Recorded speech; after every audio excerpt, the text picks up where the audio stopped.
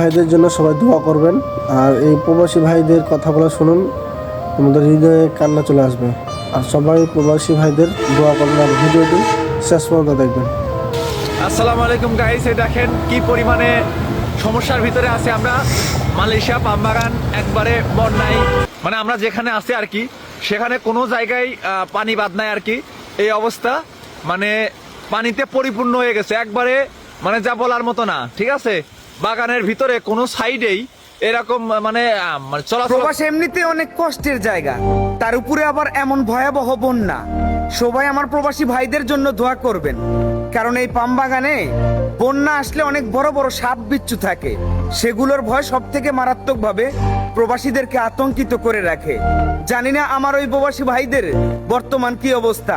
দাদু, একটু সাবধানে থাকবেন, নিজের জীবনের মূল্য অনেক বেশি। প্রয়োজন পড়লে নিরাপদ স্থানে চলে আসুন, কারণ এখানে অসুস্থ হইলে দেখার কেউ নাই। প্রবাসী ভাইদের জন্য সবাই দোয়া করবেন, ভালো থাকবেন।